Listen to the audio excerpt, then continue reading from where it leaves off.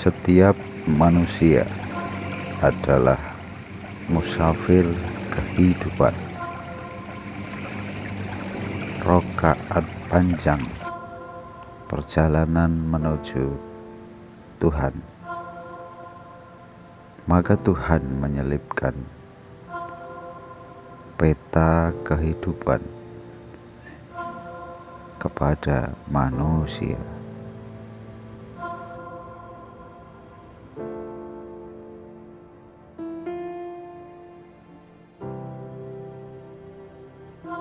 Sesungguhnya Syekh Abdul Qadir Jailani banyak memberikan motivasi kepada saya.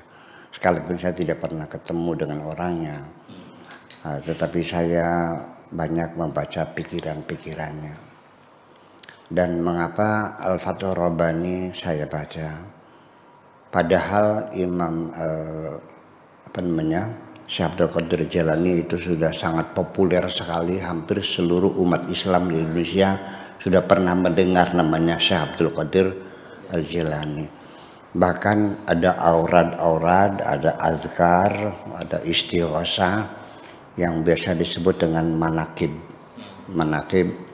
Qadiriyah ya, atau Syekh Abdul Qadir Al-Jailani. Tetapi sayangnya yang diceritakan orang tentang Syekh Abdul Qadir Jailani itu tidak lebih tentang kesaktiannya. Ya sehari-hari ceritanya adalah kesaktiannya. Habis makan ayam jago yang di sana nasi kebuli ya gitu tradisinya tuh. Nah itu tulangnya tuh dibanting lagi akhirnya jadi jago lagi. Peluru kayak gitu. Seperti itulah cerita kesaktiannya. Tetapi jarang sekali yang mendalami pemikiran Syekh Abdul Qadir Al-Jailani. Salah satu yang paling menarik bagi saya adalah Syekh Abdul Qadir Jailani itu telah membimbing orang bertobat. Ya, di tangannya telah bertobat orang yang tadinya pencuri berhenti, yang tadinya melacur berhenti melacurnya, yang dulunya penipu berhenti menipunya. Orang-orang jahat itu bertobat di tangan Syekh Abdul Qadir Jailani. Sebanyak 10.000 orang jahat bertobat di tangan Syekh Abdul Qadir Al-Jailani. Ini sangat mendorong sekali saya ingin sama seperti Syekh Abdul Jailani. Sampai hari ini ya mungkin 1.000 sudah ada orang yang bertobat melalui saya ini. Di samping saya juga bertobat setiap hari ya. Yaitu di majelis zikir di Tegal Agung di pantai itu ya 1.000 mah adalah, karena sudah 500-600 sudah berarti ya 1.000 lah. Kalau kurang 1-2 kita genapin aja 1.000 lah kira-kira gitu. Sehingga saya pesan kepada santri-santri saya, tolong majelis zikir di Tegal Agung itu setiap malam Sabtu tolong dirawat dan dipelihara supaya berkesinambungan. Alhamdulillah tempat ini adalah tempat orang bertobat yang sangat bersejarah sekali. Yang tadinya melacur berhenti melacurnya, yang dulunya tukang ngadu jago berhenti jagonya. Sekalipun saya belum sampai seperti Syekh Abdul Qadir Jailani, tapi saya tetap berusaha minimal, kalau melebihi mungkin tidak bisa, minimal ya di bawah beliau sedikit lah gitu macam itu.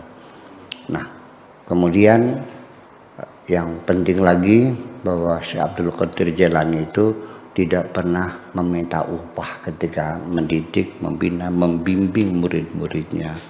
Berdakwah tidak pernah minta upah. Wa ma as'alukum alaihi min ajrin in ajriya illa ala rabbil alamin. Saya sendiri juga banyak menyampaikan kepada teman-teman para dai, para mubalir itu untuk tidak memasang tarif. Menghimbau ya, tidak memerintah tapi menghimbau jangan pasang tarif.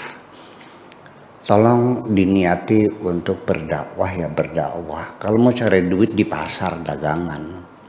Itu. Jadi berdakwah silakan berdakwah. Niatnya dari rumah bawa cangkul ke sawah, tujuannya untuk mencangkul sawah. Di tengah-tengah mencangkul, ketika ada belut yang tercangkul, mau diambil ya silakan.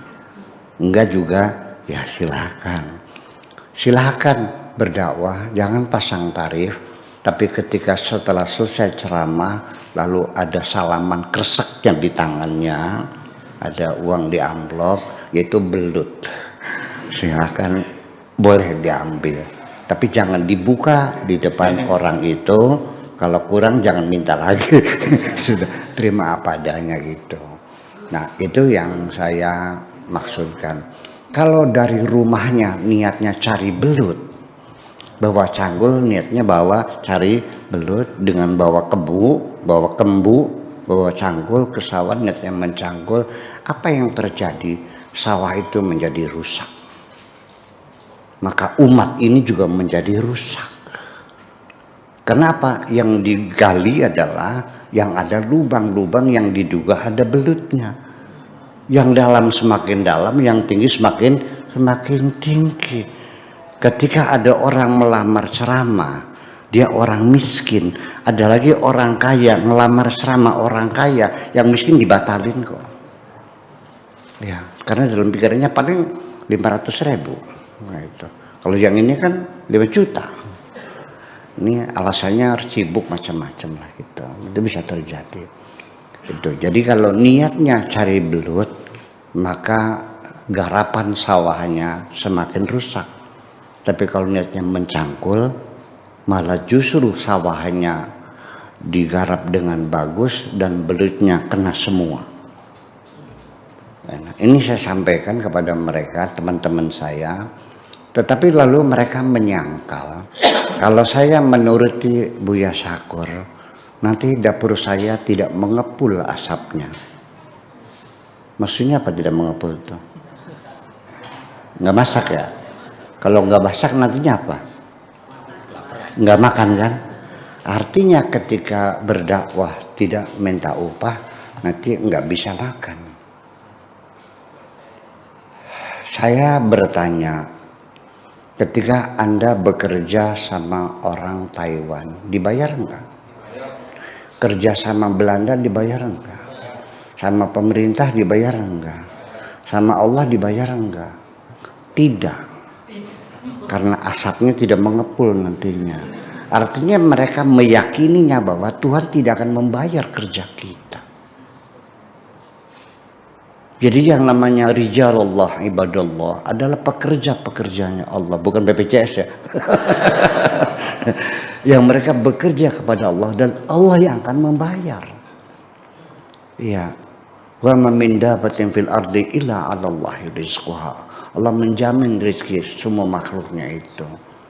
Jadi kalau demikian, dia tidak yakin bahwa bekerja sama Allah dibayar. Berarti dia tidak yakin Allah Maha Kaya.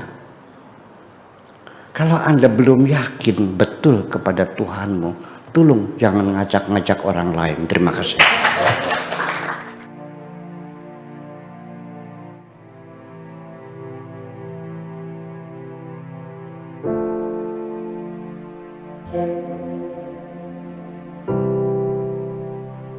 Thank you.